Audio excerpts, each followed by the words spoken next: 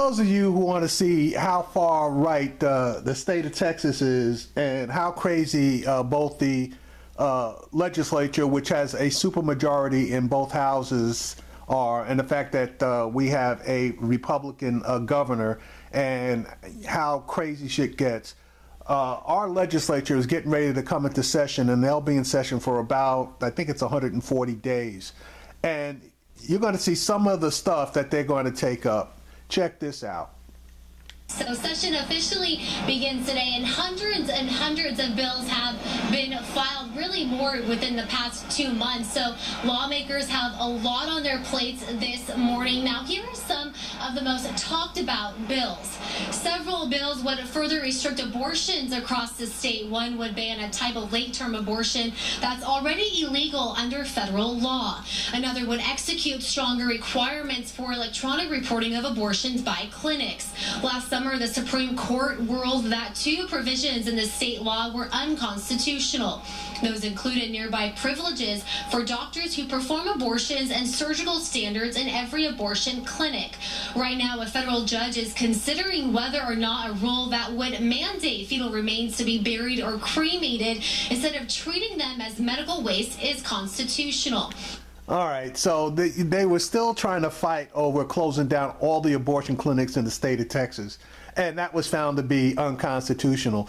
These guys just don't give up. That's one thing about the Texas Republicans. These guys will absolutely go down on their shield trying to go get something that is unconstitutional and illegal, but it is, in their words, morally the thing to do. That decision is expected at the end of the month. Governor Greg Abbott has pledged to end state Medicaid funding to Planned Parenthood. This comes after an anti-abortion group released secretly recorded videos in 2015 that allegedly showed Planned Parenthood officials profiting from sales of fetal tissue for medical research. And see, they're going back, and all of those videos have all been debunked. But the truth is not in Governor Abbott or in the legislature, because they know that those videos were phony, and Planned Parenthood had nothing to do with the abortions themselves. It was separate companies, but they tied Planned Parenthood to it. And if they are successful, there's going to be a lot of women in Texas that are going to suffer because of this.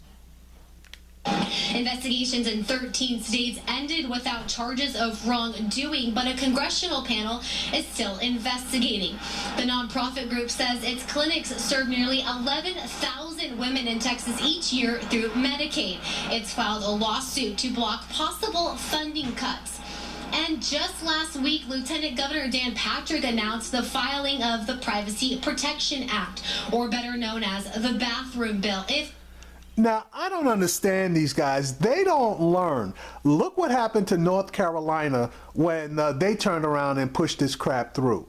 They lost all kinds of revenue as far as people canceling sporting events, entertainers not coming into the state, companies changing their mind about relocating to the state and expanding employment into the state. Texas right now is doing well, okay? They're doing very well.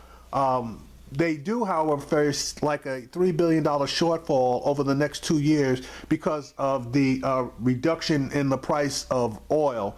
So they're going to have to juggle the budget that these guys are going to be considering at the same time in order to balance it. By state law, they have to issue a balanced budget.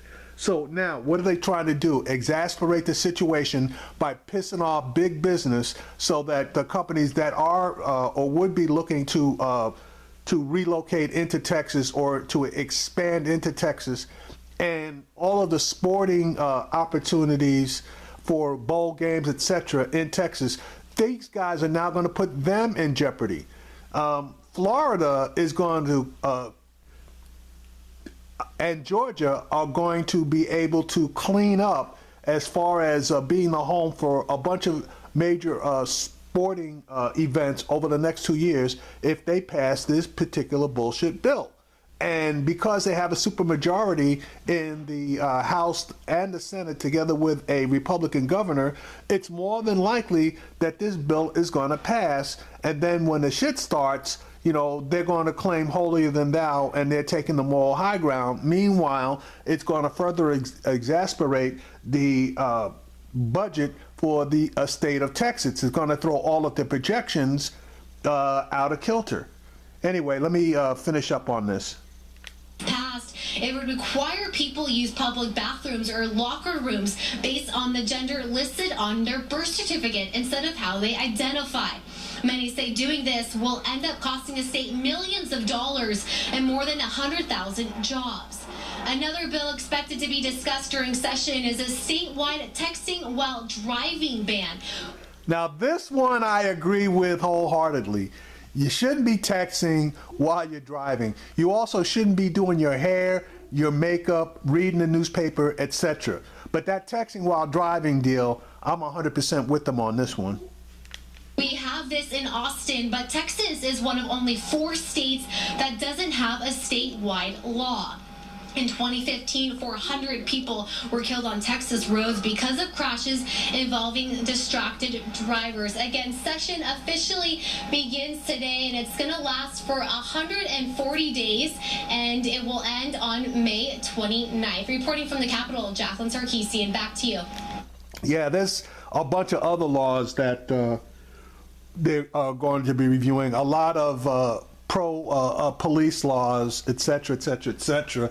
So we're going to see. It's going to be an interesting 140 days here in Texas. But just thought I'd give you a little bit of flavor of what's going on here.